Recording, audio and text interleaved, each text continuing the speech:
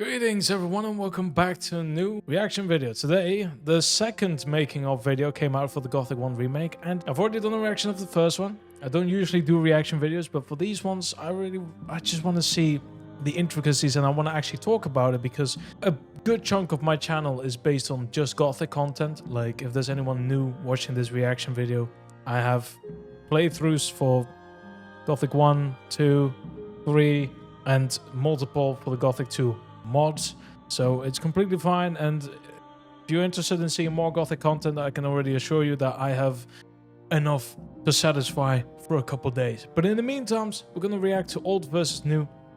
Really intrigued to see where this one is going to go, because I was sort of content with the information that the first making of video released, and I didn't expect the second episode to come out because of the way THQ can be, so that's why I a little bit skeptical, but otherwise it's completely fine. So, the reaction. Gothic was one of the first immersive open world RPGs. Our job was really to find out what elements should stay exactly as they are, what elements should be expanded. Throughout the whole production, looks good. We found ourselves in a struggle between old and new. They really haven't changed the lightning sound effects, by the way. It's always the same. I need to do it a little bit lower, though. Sorry, there we go. It reminds me a lot of Risen's lightning effects.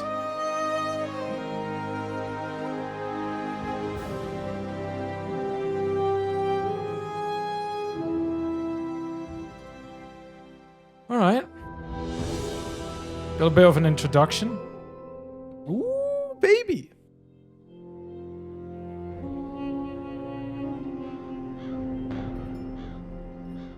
The music reminds me a lot of Gothic 3. Hey, the original story is actually good, but it has plot holes, it has things that are unlogical, and it has things that are contradicting each other. So our initial thing was like, okay, we have to set out and fix these 3 points. That was one of my first tasks, get everything that we can extract from the old games over to like Unreal Rockefeller. for designers to take a look at. So they can It's Lord Andre. It said Andre. Like, go through all the conversations, like a tree-size structure, with all the requirements, all the dependencies between topics, conditions, and so on. Hold on. Let me see a little bit at the chats, by the way. Radford, choice, a god spoke to him in his dream. A god spoke to him in his dream, whispered, I think that, actually, this might be a gold mine to just read on. Iberian is just playing on how desperately they want to get out. All right. Conditions and so on.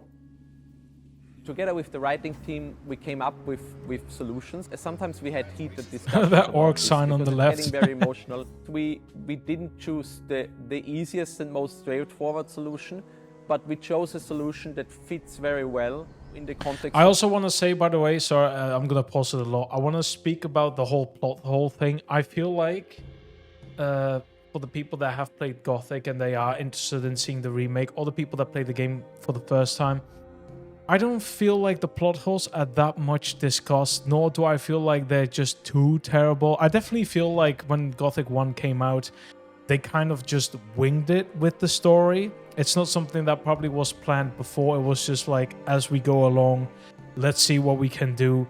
So, but the downside to that is that sometimes you don't really think about choices you made in chapter 1, 2, 3, blah, blah, blah. And then you're just there thinking like, these things will start to not really make sense. They make sense in the chapter individually, but obviously, if you're taking into account the past, some things will fall off shortly.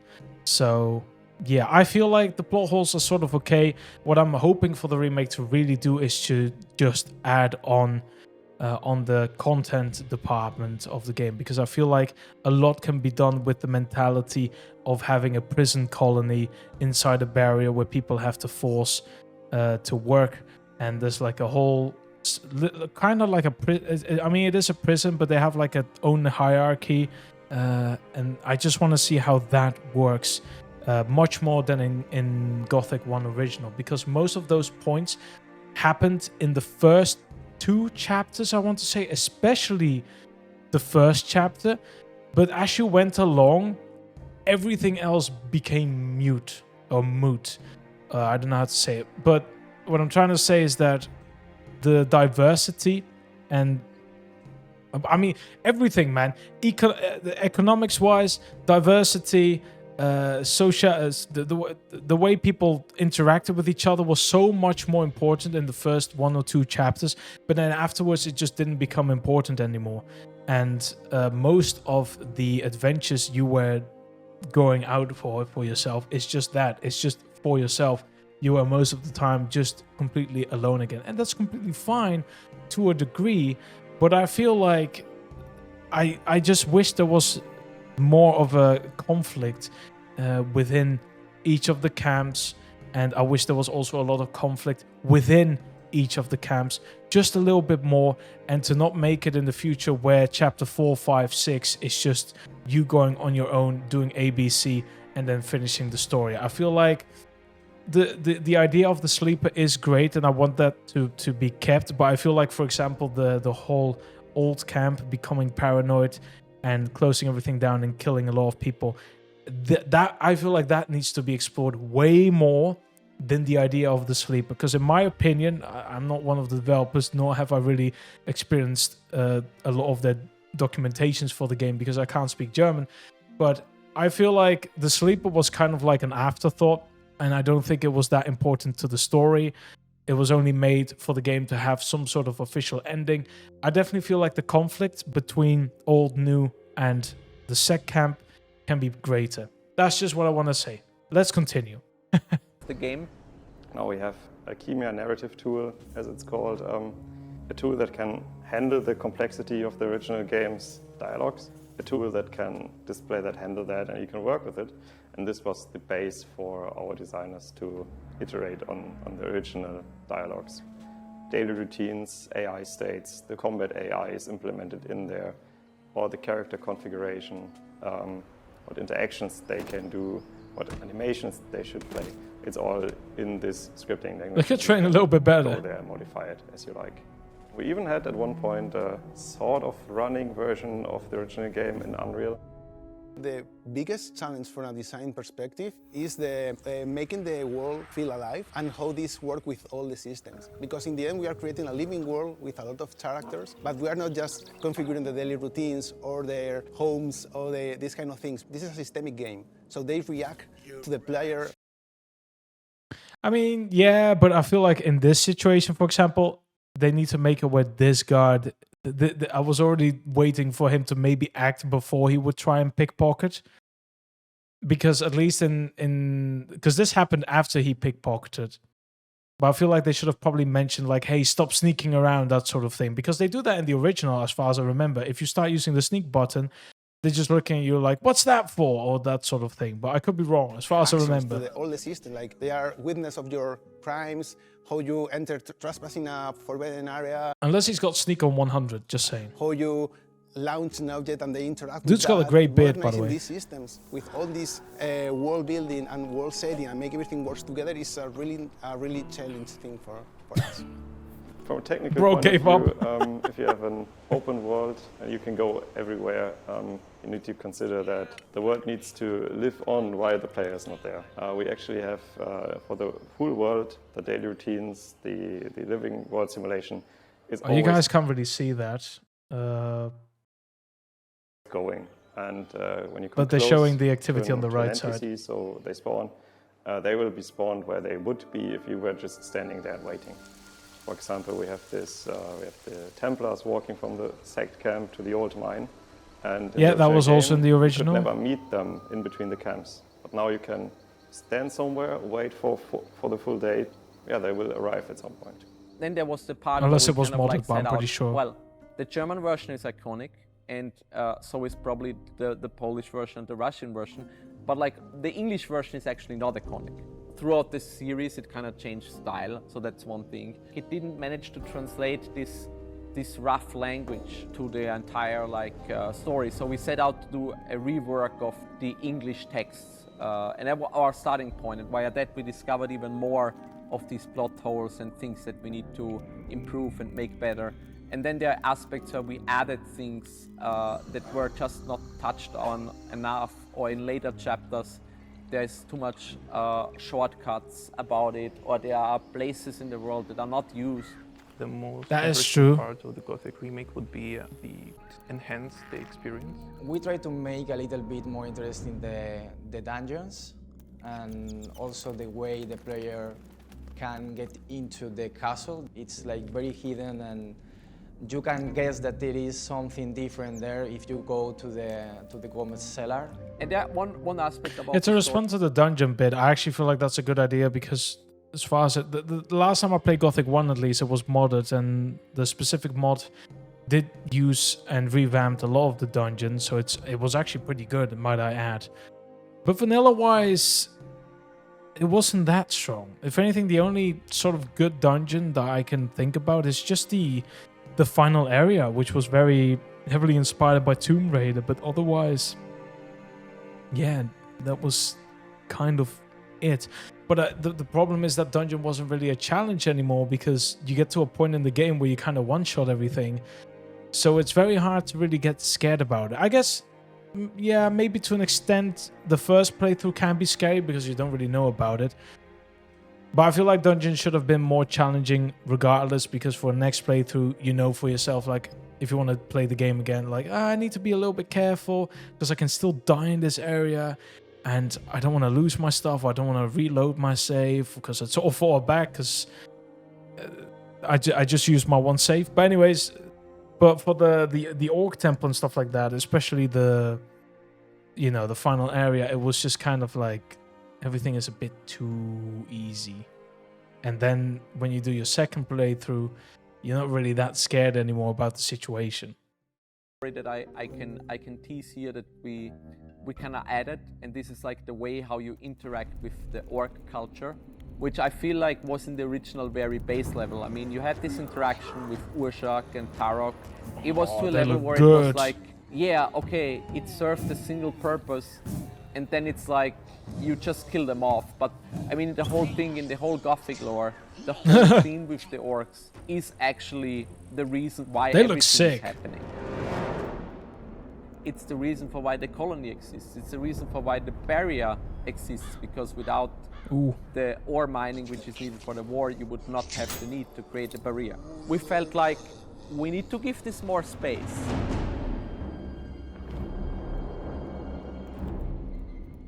I'm ready.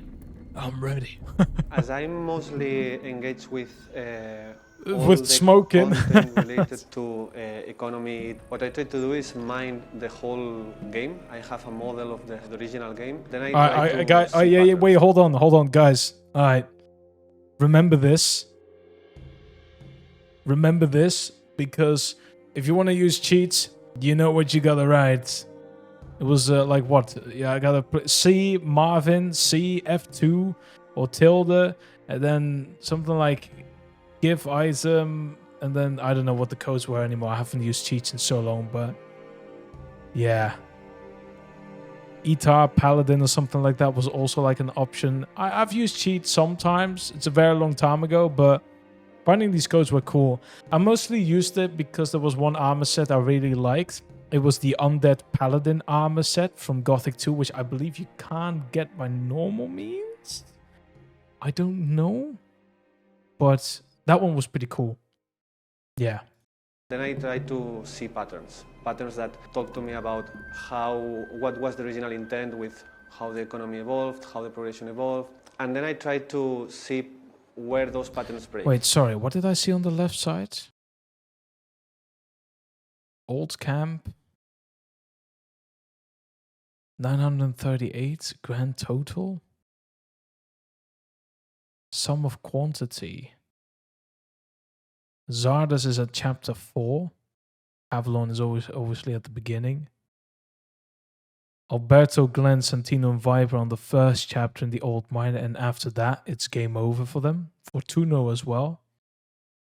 Cypher, Bali, Cedro, Sharky. Okay. Fair enough. The economy evolved, how the progression evolved, and then I try to see where those patterns break. Because, for example, in the original Gothic, the economical progression was quite broken for the last chapters. You cannot generate value from nothing. The player should not be the central bank of the economy. And that also connects Damn with it. the trading systems, because the traders in the original game were quite passive. They only regenerated the inventory and the ore between chapters, but we have a passive system that does some garbage collecting, so some items are expunged from the economy. Those items are managed as if they were being traded between the traders. So those items are converted into ore, so there's always liquidity in the market. Spawner frequency. There's not an overabundance of materials, so we always have control of how much you can craft. At some point, the economy will break. I mean, it's a closed economy.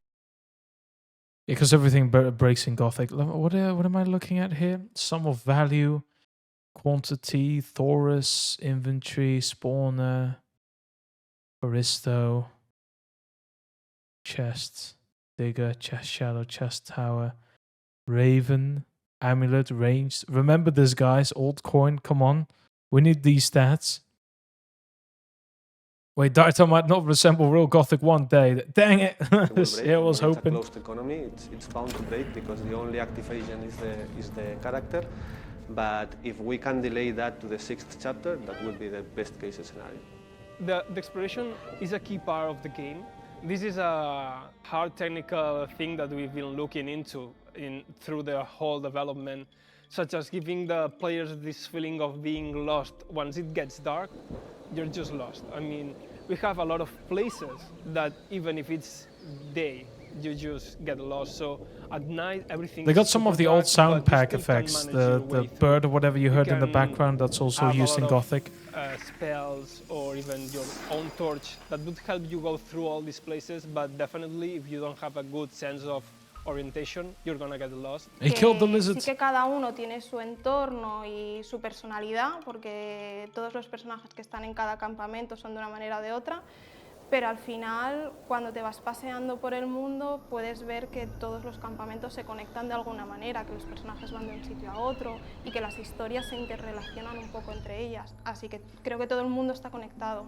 The main idea That's we kind have of what I wanted. regarding hoarding is force the player to consume items, be it because there is some dynamics that require the use of those items. Evidently, there is an inherent problem with all open world RPGs that it tends to be an overabundance of items because you don't know where the player is going to be or where the player is going to look at, and you must guarantee a minimum viable amount of a utility for the player to overcome the challenges.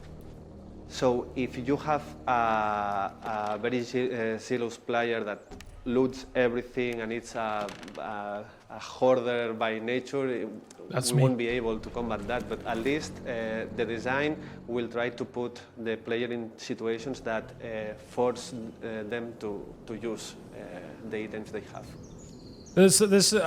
I do understand him in some ways, and it's very hard for at least Gothic players. Outside of Gothic players, it might still be a possibility to bring a challenge to it, but I hoard everything. But that's also because I know how dangerous Gothic the game can be and how scarce the resources are. So I try to grab anything that I can take. I also try to make use of not really cheat the system, but kind of in a way try to figure out if there's a way that was things that weren't intended for players, but you can do, exploiting, I guess it was the word, to try and make myself better. But I guess that's sort of also in character for the players or for the people in the world of, or in the world of Gothic, because you want to do everything, or you want to try as many things as you can to try and hoard in order to become better, because you can't overcome anything with nothing. You need stuff. You need to manipulate people, you need to pickpocket, you need to sneak in houses, you need to probably figure out a way to hit enemies without even getting hit once back, either by standing on top of a rock or figure out a pattern that the AI can't follow in order to defeat them. That sort of thing. You got to do everything in your skill level to try and overcome an obstacle.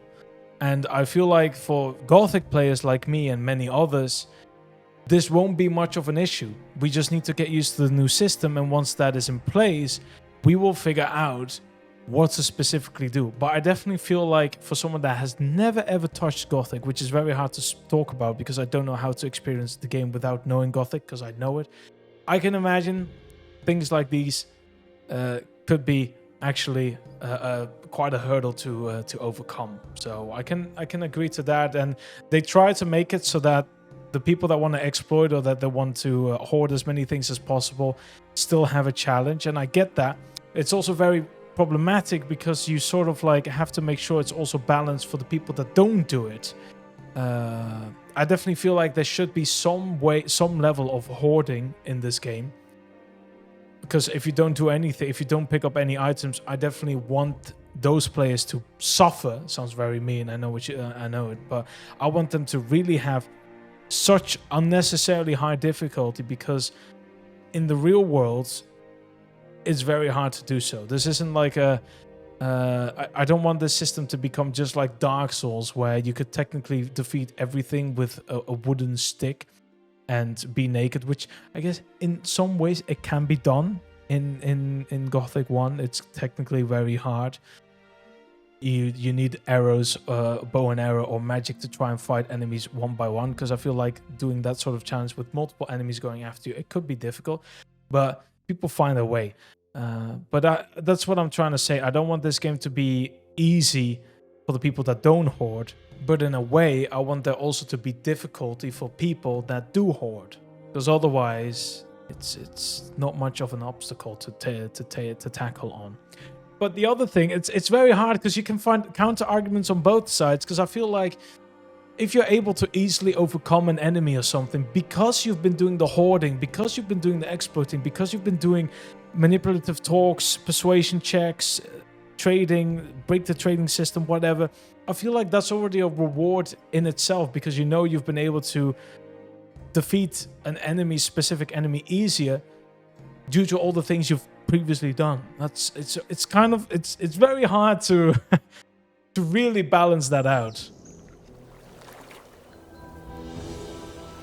Oh yeah, look at that introduction. RPGs, you tend to spend a lot of Welcome time to the in colony. A lot of games you actually get tired of the music at some point, but in Gothic you never get tired, which is also related to the system that they used back in the day. There wasn't kind of like a master track that they would just play back. It were kind of like layers that, depending on what happens in the game world, it would play different cues, so it kind of like always felt different. So my main priority when making music is I want to be a messenger of emotions. I want to understand, as the composer, I want to understand the emotional message that is in every single scene in the game, and I want to be able to kind of push the emotional impact on the player. It adds a...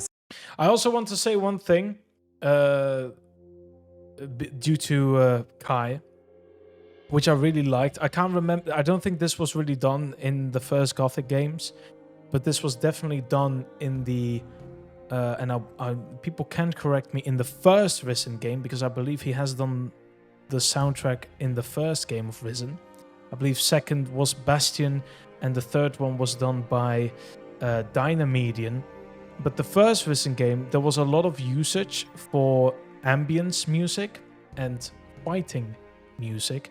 But if you were, for example, on the island, you had the ambience track that was playing while you were walking around in the island. If you get into combat, it wouldn't just start at the beginning of the song that is from the combat track. It would play out around the same patterns that the ambience was at, to sort of like just smoothly transition into combat version. And then when it goes back to ambience, it just smoothly transitions back to the ambient term, or the ambient theme, without having to backtrack all the way to the beginning.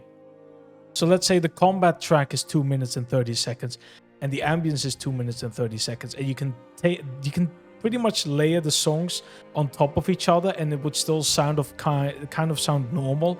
Basically, if you're walking for 1 minute and 15 seconds in ambience mode and you get into combat, the combat track would kind of play around 1 minute 13, 1 minute 16 to sort of like transition to that version, which I really liked. And I believe the second Risen game and the third game also did make use of that, but that was also in the first one. I mean, people can correct me if I'm wrong, but as far as I remember, it's been a while since I played Risen 1.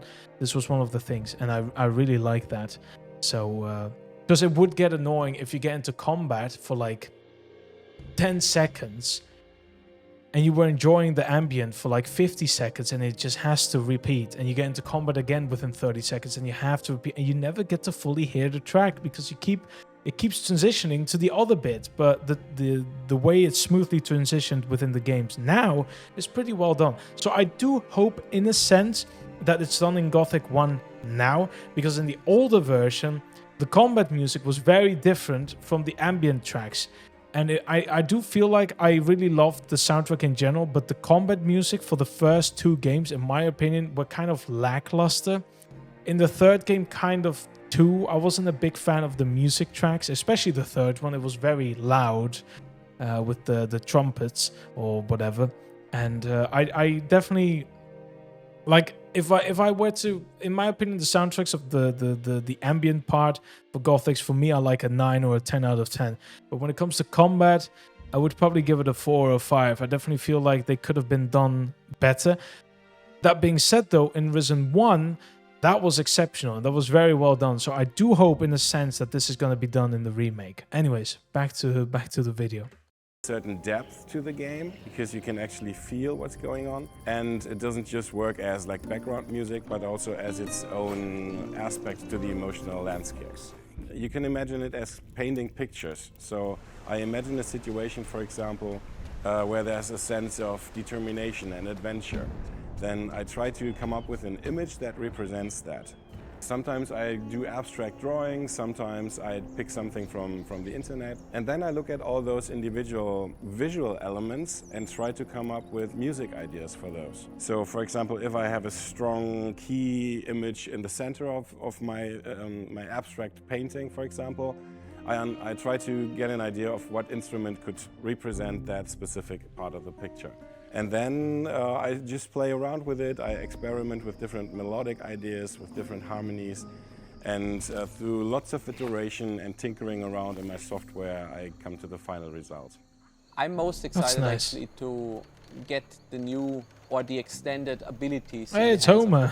So we've spent a lot of time analyzing like what sort of abilities actually don't fulfill the true vision of what it could make sense in the world of Gothic. We teased some of it a little bit in the gameplay reveal with the climbing. We'll add another dimension, and it's similar actually to the climbing in Zelda, but it's obviously kind of like limited to certain areas of the game. And then another thing like we teased, like first of all we tried to kind of like make some interesting underwater part and locations. So there's a lot to explore there. But also diving is a proper like skill that you need to learn, get better on. You can also like interact with objects underwater, which is pretty cool. So you can pick up loot, you can interact with stuff.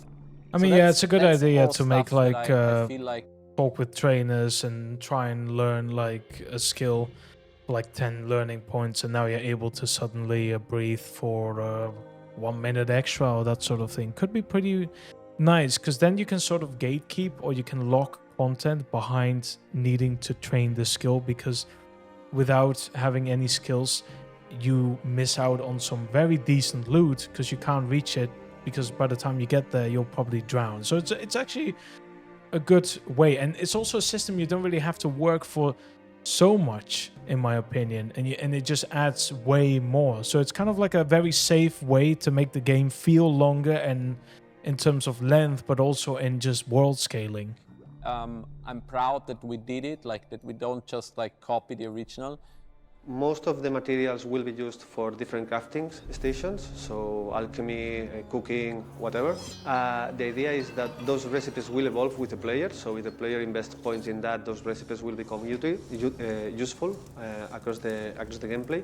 And also there is an important thing that even if you don't have immediate utility for that recipe at that moment, the act of crafting has an inherent value in reducing the abundance of materials in your inventory and gaining a bit of ore from the process. So you spend time and you gain a lot of utility in ore. And there's things, I'm sure there's things that are controversial, that people are like, well, you're contradicting what the original set out. We tried to limit these things. and we wanted to be extra sure that like our solution is actually better. We cannot please everybody. We hope that players look at it, give it a try to understand our motivation, and I'm happy to talk through about this after the game is out and give detailed reason for why we did the way we did. Obviously, I don't want to spoil things. Our approach of coping. I do want to say though, when it comes to remakes, because I get it, it's always a pretty dangerous thing, because people have a certain vision of the game and they don't like change, and when change happens, it's going to be an outcry. I'm 100% certain there's going to be a vocal minority, but again, they are very vocal and they will be heard about things they didn't like about the game. It's going to happen, it's sort of inevitable, but I feel like it shouldn't stop developers from trying out new things. I've said it very often. I think I even said in the first making of and in many other videos when I was doing Gothic and I was talking about the fact that the remake was coming out and also not even this remake, but also for the Knights of the Old Republic remake. It's a game that people can play. They do not in any way have to be a replacement for the original, and I feel like sometimes people take that way too serious, that a remake absolutely replaces what used to be in the past, and there is no, that shouldn't be a thing, and people get very pent up about it and they get very angry about the thought of the OG or the classic version and not being relevant anymore, when I'm just thinking about, in a way, Gothic as a series right now is not really that relevant anymore. It's well known as one of the key points when it comes to RPG games. It will be mentioned every now and then, but it's not really talked about much, except for maybe in Germany and Poland they have like specific communities, and maybe English and Spanish and whatever. There's like a minority of communities that talk about the game and they're excited for it to come out. But otherwise, it's not really mentioned. A remake like this could bring about very much a ton of new players. They could also play the older version.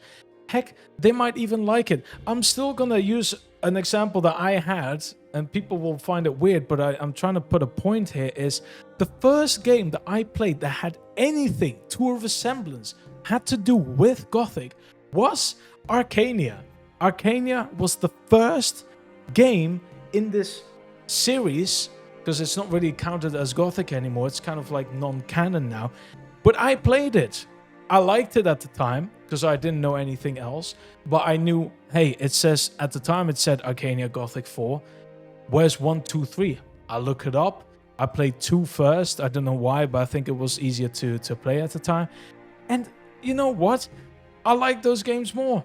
10 times, 100 times more than the Arcania version. And that's fine. And that can happen also with people that play the remake. They might enjoy the remake. They go to the older version and they're like, you know what? There's something about the OG that I actually like more than the remake. And then, boom, you've got a new fan. You've got a new person that really wants to join the community. You've got a new person that wants to talk about Gothic. And that's what we want, man. That's all we care about. Just adding more to the community, because we've already talked about everything that it comes to Gothic. If this remake never came out, we've exhausted everything. We'd be revolving around mods and conversion packs, and those are nice too, but they have to happen in order for it to work, and chances are only the people in the community will play those games, and you know, it never really grows anymore. This is a great opportunity for that to happen, because I really want the people that play the remake to also play the original, because that's a good thing. With this struggle between old and new was being practical and finding a certain baseline that is always within the Gothic vision and especially close to the original. We can't wait to hear what you think about this. I mean, for us, we're not done with it. I mean, like getting started. Okay. Well then, did they have any more funny names on it? Like, no goblins were hurt or something. Buenos dias, Gothic fans. It's not yet time to go hunt some boar. Kai, when finalizing the sound for this video, we're just here to crawl in Gomez's ass. After this video, I need to buy another SSD again. Gomez knows nothing yet. May the sleeper awaken. No more Templars or Gurus. Only me alone. Die, man. I hope whoever does the English voice for was it Nyrus that went insane? I forgot for a moment, but one of the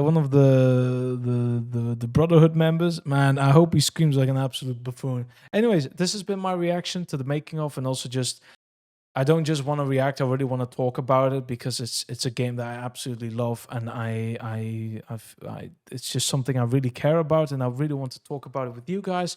I want to give my thoughts. I feel like it's important to sometimes talk about it, also from the perspective of someone that just plays the game and doesn't have anything to do with the developing team. I feel like that's also sort of important. I like also watching others people's reaction to this. Let me know down in the comments what you thought about it, and yeah. Until then, thank you all for watching. It's been an absolute pleasure.